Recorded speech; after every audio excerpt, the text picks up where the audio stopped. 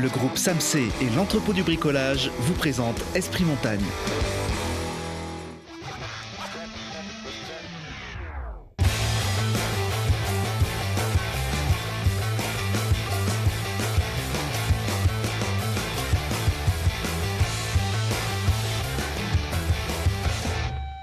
Bienvenue à tous, c'est déjà votre 6e rendez-vous avec Esprit Montagne, le mag de toutes les glisses et de tous nos massifs alpins sur Télé Grenoble avec Ski Chrono, le Dauphiné libéré qui prend l'accent nordique ce jeudi alors que la Coupe du Monde de biathlon reprend ce dimanche à Pokljuka, c'est ça ? Oui, exactement. C'est ça, merci. Pokljuka en Slovénie. On en parle avec monsieur ski nordique au Dauphiné libéré, Benoît Prato. Bonjour Lucille. Comment ça va ? Bien, très bien. Bienvenue, c'est une première, on est très contents. Exactement.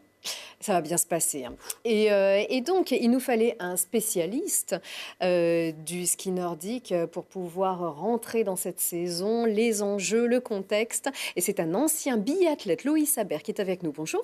Bonjour. Merci beaucoup d'être avec nous. Alors, ancien biathlète, désormais gérant, également consultant sur une grande chaîne de sport sur toute l'Europe. Voilà. Voilà, à peu près. Bon, tout va bien ? Tout va bien. Eh bien, merci beaucoup d'être avec nous. Merci On revient sur votre actualité, sur vos projets, bien sûr, sur les coulisses de cette Coupe du Monde. Dans un petit instant, tout de suite, c'est l'actu dans le grand angle. Et direction l'Éclouise. Donc, comment ça s'est passé pour Valentin Giromoine qui faisait son grand retour après son grave accident ? Plutôt bien. Il est allé au bout, il a fait la course. On peut être juste tirer un grand coup de chapeau pour ce qu'il a réalisé. C'était quelque chose d'impensable il y a peut-être un peu moins de 2 ans pour lui et c'est quelque chose qu'il a mené à bout et qui peut juste être bluffé. Je crois que l'ensemble du monde du ski a été bluffé par sa performance. Il a terminé à moins de 3 secondes de Max Frantz. Il est 46e, donc à 2 secondes 93. Ça fait un an tout pile donc il avait repris le ski. Et comme il a déclaré à Ski Chrono, il a fait une course qui le satisfait. Il n'est pas dans les 30, mais c'est une course effectivement magnifique. Donc on est très content pour Valentin. On est aussi très content pour Johan Claret qui fait une chouette performance aussi, Benoît. Une belle rentrée avec une 5e place. Et ouais, le Tignard. Voilà, c'est après ce qui est arrivé aussi il y a un an avec le décès de David Poisson pour cette équipe de France. Ce sont de bonnes choses et de belles choses pour la suite. Voilà, avec des belles photos de notre partenaire, l'agence Zoom. Et c'est aussi, alors puisqu'on est justement avec le Tignard, on retourne un petit peu du côté de la Savoie avec une vidéo qui est sortie cette semaine. Et ce sont les péripéties de Kevin Rolland qui sont de retour. Oui. On n'est jamais au bout de nos surprises avec ce garçon. Non, il nous avait habitués il y a quelques années avec son compère Xavier Bertoni à quelques belles vidéos. Là, on le voit revenir, il est encore un peu plus surprenant que ce qu'il avait déjà montré dans le passé. Absolument. Alors, c'est le fantôme. Ici, cette vidéo s'appelle Oh My Ghost. Elle est signée Mathias Lopez. On en regarde quelques extraits.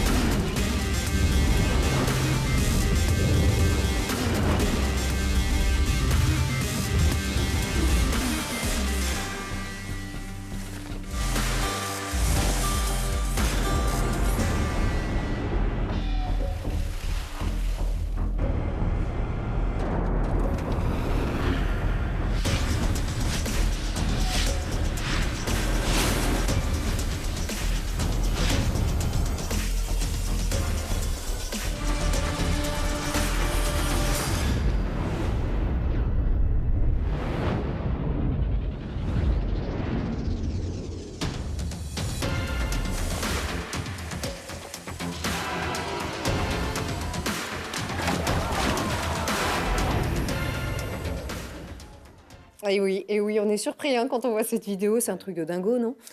C'est un truc de dingue techniquement, mais aussi l'œil qu'ils ont et qui renouvelle à chaque fois l'image, je trouve que c'est magnifique. On peut les voir d'ailleurs, ces yeux en train de renouveler l'image. On nous a confié quelques coulisses, le making-of avec Mathias Lopez qu'on voit ici, c'est le réalisateur. C'est à la Plagne hein, que sont tournées ces vidéos. On prend des risques de fou quand même à faire des prises comme celle-ci. On prend des risques, ouais, ils tombent régulièrement, mais bon, c'est quand même des gars qui savent très bien tomber, qui sont équipés musculairement, entourés comme un staff par un staff de très haut niveau, et ils prennent des risques, mais qui sont hyper calculés quand même.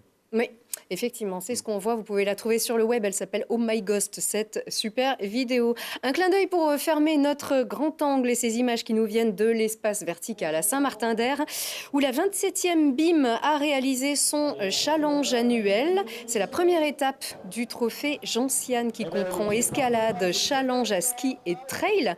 Alors en fait, les chasseurs alpins envoient leurs meilleurs grimpeurs, des garçons qui doivent être d'excellents grimpeurs en salle hein, pour pouvoir assurer leur mission dans les conditions extrêmes en montagne. Et le grand gagnant, c'est le sergent Nicolas du 7e BCA. Il est le seul à avoir passé la partie la plus technique en 7C hein, pour les connaisseurs. C'est d'ailleurs le 7e bataillon de chasseurs alpins basé à Vars qui remporte la première étape de ce trophée Gentiane. Vous aussi, vous faites de la grimpe ? Je fais très peu de grimpe, mais je suis très très proche des gens qui ont les salles espace vertical. C'est des amis à nous depuis toujours, donc je suis ça avec beaucoup d'intérêt. Alors on leur fait un petit clin d'œil où décidément on voit de tout à l'espace vertical. Allez, on enchaîne avec vous. Vous êtes notre invité VIP, Loïs Aber. Ah oui. Et pourquoi est-ce qu'on vous a fait venir, l'ancien biathlète que vous êtes? Parce que le coup d'envoi de la Coupe du Monde de biathlon, c'est ce dimanche à Pokljuka, donc en Slovénie. Merci Benoît pour cet accent. Il va falloir s'habituer à ne plus voir donc Marie Dorin Aber, votre épouse, donc qui est tout jeune retraitée. Alors il y aura Martin Fourcade, il y aura aussi Anaïs Bescon, Anaïs Chevalier, Antonin Guigona, Émilien Jacquelin ou encore Simon Détieux. On garde un petit peu nos repères. Ça fait bizarre pour Marie de ne plus être sur ce rendez-vous ici. Ça va faire bizarre, surtout quand elle va regarder une course depuis l'autre côté. Je ne suis pas sûr qu'elle ait déjà regardé une course derrière la télé. Donc là, ça va lui faire bizarre de voir comment tout s'organise autour de ça, avec un autre œil, mais je pense que c'était l'heure pour elle. Elle le souhaite aussi, elle peut regarder, elle va continuer de regarder. Oui, et elle va travailler elle aussi sur une grande chaîne télévisée aussi. Tout à fait. Comme donc, la nôtre, mais voilà, ce n'est pas le même ressort. Qui suit le biathlon donc toute l'année sur les compétitions. Elle va faire un peu de commentaires, elle va aller sur les championnats du monde justement pour commenter les athlètes. Donc elle va rester dans le milieu d'une manière ou d'une autre. Très bien. Alors, comme ça, on pourra garder un œil sur elle aussi. Ça nous fera bien plaisir. Benoît, toi, tu peux savoir qui peut faire quoi sur cette Coupe du Monde, qui est en forme. Tu as passé une semaine avec eux à Souchen, en Norvège, c'est ça? C'est ça, exactement, à Souchen. Alors, comment est-ce qu'il s'est passé, ce stage de reprise, d'après toi? Il s'est plutôt bien passé. On va dire qu'il y a eu un gros renouvellement au printemps avec le staff qui a été renouvelé à 100%. L'arrivée au tir de l'Italien Patrick Favre et surtout sur la préparation physique de ces garçons. Vincent Vitoz. Voilà, qui était là. Qui était présent, qui amenait de nouvelles choses aux coureurs. Donc ça a énormément modifié leur préparation. On le voit là, Antonin Guigona. Ça va être un gros défi en fait, parce qu'on ne sait pas du tout où ils en sont. On ne sait pas vraiment quel est leur état de forme. C'est la grosse question qu'eux se posent aussi. Et c'est là que ça va être intéressant, parce que Martin Fourcade, notamment, souhaitait progresser en ski de fond, voir autre chose, retrouver son niveau d'il y a 2 ans. Et on va être vite fixé, parce que ça commence dimanche avec le relais mixte, et dès le mercredi avec l'individuel. Les conditions étaient compliquées, hein? À Souchen, oui, très compliqué. On a eu beaucoup de brouillard, de la pluie, mais peu de neige, comme ici. Mais je crois que ça les arrête pas trop.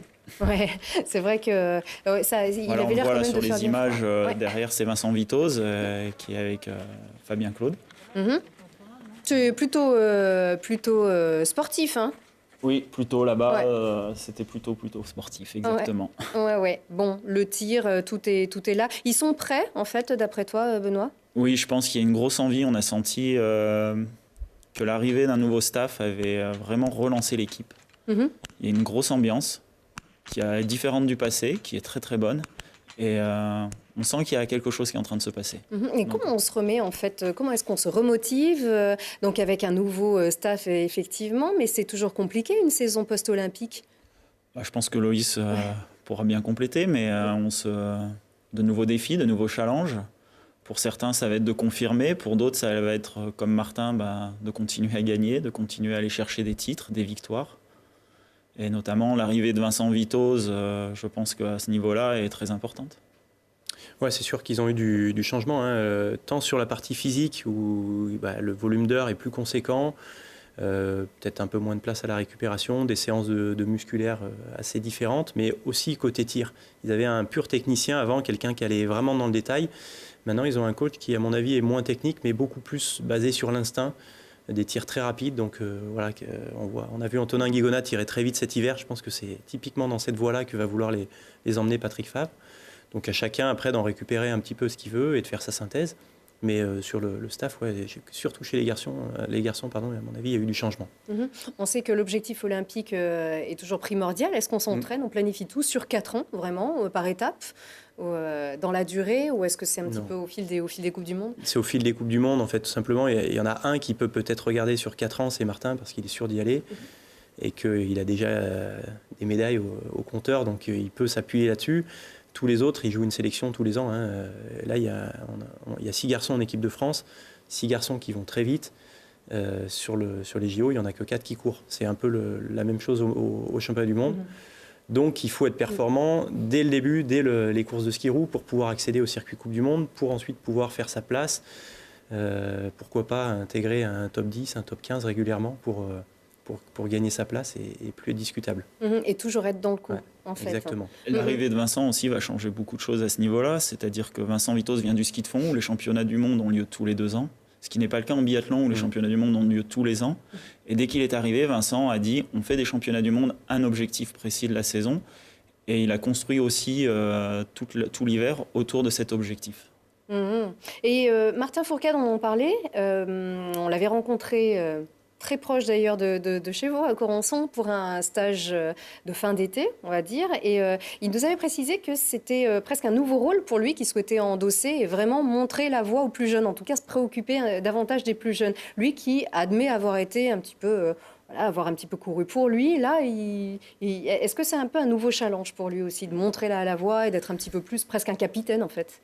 Ce qui a changé pour Martin, c'est déjà d'avoir été porte-drapeau de la délégation française. C'est quelque chose un rôle qu'il a énormément apprécié, qu'il a touché également, je pense. Et là, il a envie en fait de continuer dans cette dimension et d'apporter aux générations futures tout ce qu'il a appris des générations passées, notamment auprès d'un Vincent Defrane, d'un Raphaël Poiré. Et il a envie de transmettre ça. Comme il nous a dit, il a l'impression de faire partie... Il adore cette ambiance de faire partie d'une famille et qu'aujourd'hui, il est en train d'amener sa pierre à cet édifice. Alors, je pense que, Benoît, tu peux faire partie de cette famille aussi, puisque tu as aussi été athlète, hein, un petit peu moins longtemps, mais tout de même, du haut niveau. Lycéen sportif, on va dire. C'est déjà ça, un athlète lycéen. Donc, puisque c'est toi qui as réalisé ces images, non pas à motoneige, mais bien à ski. Mais tout de même, on voit que tu t'es fait un petit peu chambrer, voire carrément déposé dans la montée par Martin. Et ouais, on regarde.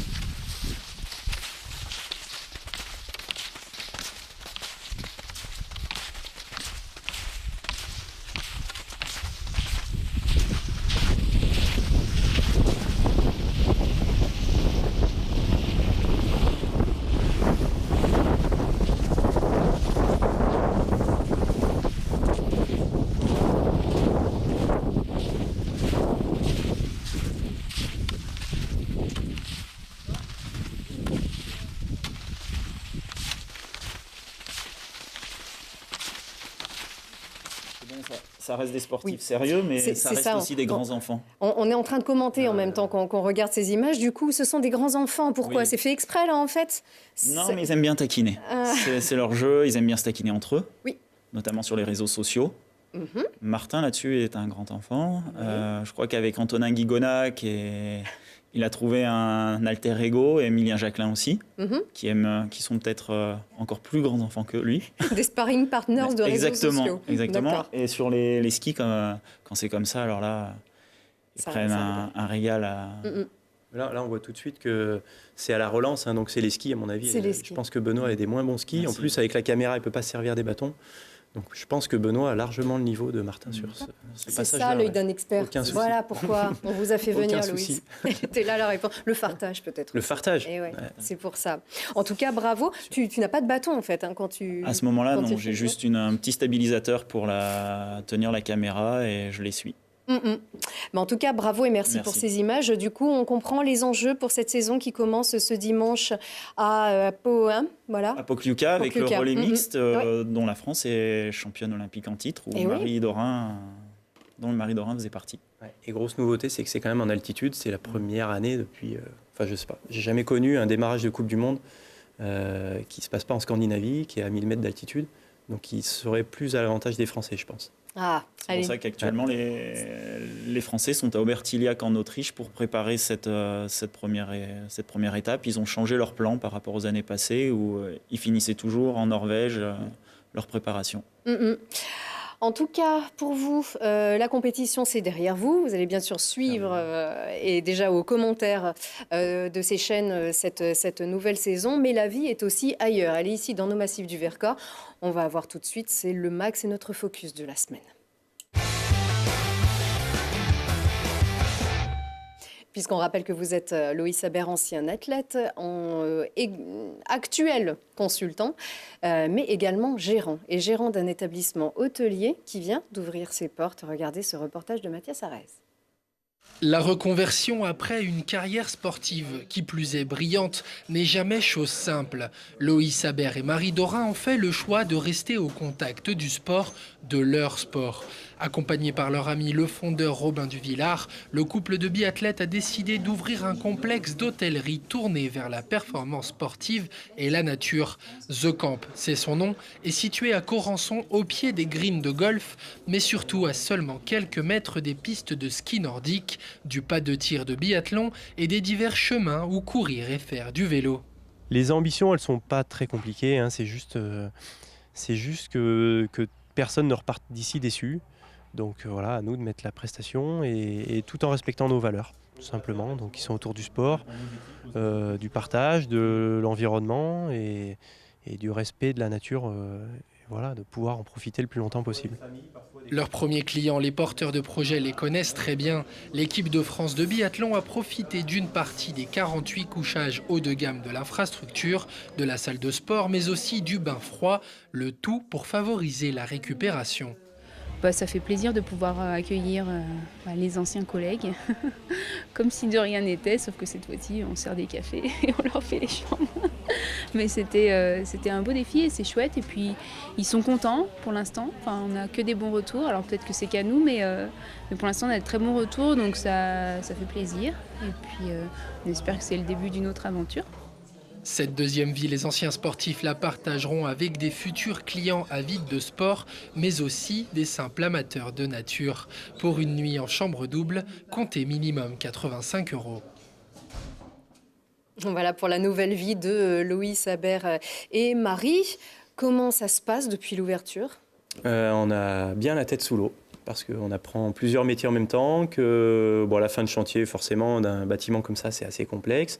La mise en route, puis grâce à Marie et Robin, on a quand même un démarrage qui est tout de suite sur les chapeaux de roue, beaucoup de monde. Voilà. Donc côté client, je crois que ça se passe très bien. De notre côté, c'est actif. Il y a une clientèle particulièrement dans la demande de ce type d'établissement, comme on le disait, qui est résolument nature, hôtelier, avec tous les services, on les voit, mais vraiment nature, intégration, vraiment dans ce parc naturel. En fait, nous, on avait construit un projet qui s'adressait aux pratiquants sportifs et on se rend compte que finalement, le point commun de tout le monde chez nous, c'est le sport, mais ça dépasse largement le cadre de la pratique. On a des gens qui viennent sentir l'esprit, qui viennent marcher, des gens qui ne sont même pas au courant des porteurs de projets, de la vie des porteurs de projets, et puis on a des vrais pratiquants de très haut niveau, de moyen niveau, et c'est génial. Mais toutes les structures sont là pour accueillir les athlètes. Exactement. Ouais. C'était pensé, c'était réfléchi depuis longtemps, ce projet ? Ouais, c'est un projet qui trotte toujours dans la tête d'un sportif de haut niveau. Partout où il va, il cherche le meilleur et il se dit, tiens, si je le faisais, moi je le ferais à peine différemment. Ah, ça c'est intéressant, c'est intéressant. Et voilà, quand on est arrivé à la fin de notre carrière, on a eu la chance de pouvoir dessiner la piste de ski à roulettes et c'est l'occasion, il manquait plus que ça. Donc on s'est lancé. C'était presque l'établissement que vous auriez aimé avoir en fait quand vous étiez pratique. C'est ça que vous avez voulu construire. Ouais, c'est exactement ça. Après, on a eu la réalité économique en face. C'est-à-dire que le bâtiment qu'on veut avoir, nous, il faut aussi pouvoir qu'il convienne à un plus grand public que des sportifs de très haut niveau. Donc voilà, on l'a assoupli pour qu'ils puissent convenir aux touristes, aux entreprises, à des gens de passage, à tout le monde. Et voilà. ça aide d'avoir été un athlète de haut niveau, forcément, oui, pour, ça aide, pour ça les aide, financeurs, pour... Oui, ça aide. Ouais. Oui, bien sûr, ça aide. Après, ça n'empêche pas qu'il faut sortir un projet viable économiquement, sinon il ne passera pas. À cet endroit-là, c'est peut-être aussi ce qui manquait. Ouais. Parce qu'il y a une piste de roller ski qui est utilisée par les équipes de France, mais il y a aussi la Norvège, la Suède qui sont venus. C'est un cadre assez fantastique pour l'entraînement, avec beaucoup de possibilités.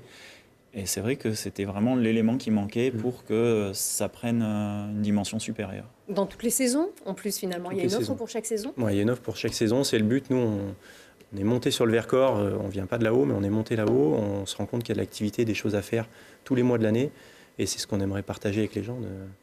Pas besoin d'avoir de la neige, il n'y a pas besoin qu'il fasse beau pour s'éclater dans la nature, quoi. Ce que Loïs ne dit pas, c'est que en fait, on sort de l'hôtel et on peut chausser les skis ou chausser les roller skis et partir directement, s'entraîner ou on peut même chausser ça. sans sortir. On peut chausser directement depuis l'escalier et partir. Ça a été fait. Alors donc c'est sur le domaine de Corançon. Corançon, voilà. Exactement. Donc connecté au domaine de ski nordique, tant l'hiver que l'été, le GR passe devant.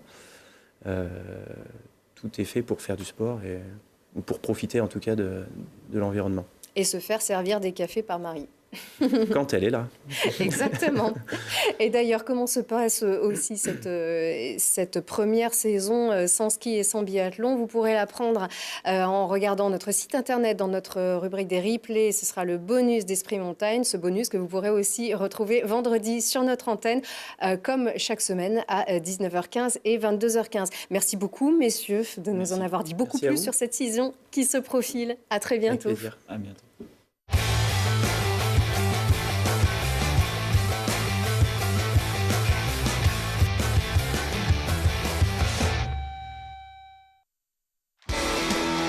Le groupe SAMC et l'entrepôt du bricolage vous a présenté Esprit Montagne.